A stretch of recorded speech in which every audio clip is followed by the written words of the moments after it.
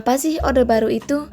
Orde Baru adalah masa pemerintahan Presiden Soeharto di Indonesia yang berlangsung dari tahun 1966 hingga 1998. Masa pemerintahan ini menjadi yang paling lama di Indonesia loh, karena mencapai 32 tahun masa pemerintahan.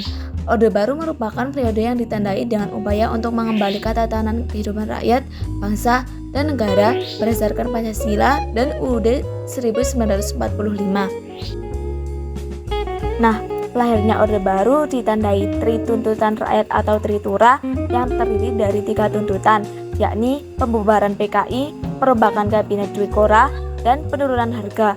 Akan tetapi, sikap Presiden Soekarno bertolak belakang dengan aksi-aksi mereka. Hingga terjadi peristiwa G30 SPKI yang membuat rakyat Indonesia menurunkan kepercayaannya terhadap pemerintahan Soekarno. Peristiwa G30 SPKI adalah salah satu penyebab menurunnya kredibilitas Soekarno loh. Hal itu membuatnya mengeluarkan surat perintah kepada Letjen Soeharto yang disebut Surat Perintah 11 Maret 1966 atau biasa disebut Super Semar. Nah, Super Semar menjadi titik awal berkembangnya kekuasaan Orde Baru. Dalam surat perintah tersebut, Soekarno menunjuk Soeharto untuk melakukan segala tindakan demi keamanan, ketenangan, dan stabilitas politik loh.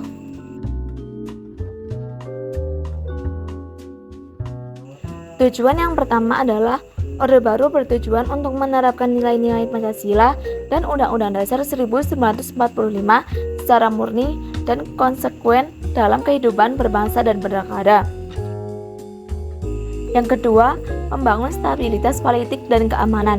Setelah peristiwa G30 SPKI, Orde Baru berusaha menciptakan kondisi politik yang stabil dan aman untuk mencegah terjadinya konflik serupa. Yang ketiga, meningkatkan kesejahteraan masyarakat. Orde Baru fokus pada pembangunan ekonomi dengan tujuan meningkatkan taraf hidup masyarakat. Program-program pembangunan seperti Pelita Pembangunan menjadi fokus utama pemerintahan. 4. Menguatkan posisi Indonesia di kancah internasional. Orde Baru berupaya meningkatkan citra Indonesia di mata dunia dan memperkuat hubungan diplomatik dengan negara-negara lain. Fungsi yang pertama, Dwifungsi ABRI. Diartikan bahwa ABRI memiliki 2 fungsi, yaitu fungsi sebagai pusat kekuatan militer Indonesia dan juga fungsinya di bidang politik. 2. Keterbatasan pilihan politik. Pemilu tahun 1977 hanya diikuti oleh 3 partai politik, yakni PDI, P3, dan Golongan Karya. Penyederhanaan ini dilakukan untuk membatasi banyaknya ideologi yang berkembang. Pembagian tersebut diharapkan dapat menciptakan kestabilan politik. 3. Pembangunan yang masif. Pemerintahan Orde Baru mempunyai tekad untuk menempatkan pembangunan infrastruktur fisik dan non-fisik sebagai prioritas. Terakhir, sistem pemerintahan sentralistik menguatkan kekuasaan pusat terhadap daerah berupa kebijakan ekonomi dan pembangunan sekaligus penerapan kebijakan politik. Kelebihan yang pertama yaitu pembangunannya yang masif. Orde Baru berfokus pada infrastruktur menjadi prioritas yang utama. 2. Keberhasilan memulihkan kestabilan politik dan keamanan. Yang ketiga, pencapaian dalam pertumbuhan ekonomi yang mencapai rata-rata 7% per tahunnya. Terakhir, pengurangan kemiskinan yang signifikan dari 60% pada masa Orde Lama menjadi 11% pada tahun 1996. Pada masa ini juga terjadi swasembada pangan yang tercapai pada tahun 1984. Selain kelebihan, ada pun kekurangan pada masa Orde Baru. Penyimpangan terhadap Pancasila. Yang pertama, dominasi kekuasaan. Pancasila sebagai dasar negara tidak ditetapkan secara konsisten. Kedua, pelanggaran HAM.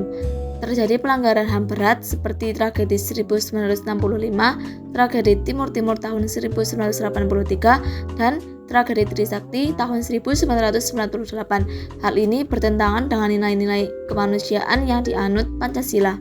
Penyimpangan terhadap konstitusi yang pertama, pembatasan dalam kebebasan. Massa media dikontrol ketat dan kritik terhadap pemerintahan pun dilarang. Masa jabatan presiden diperpanjang secara terus-menerus melalui MPR yang berisi banyak anggota yang dipilih pemerintah. Bahkan, konstitusi seolah diabaikan untuk kepentingan kekuasaan. Penyebab utama runtuhnya kekuasaan Orde Baru.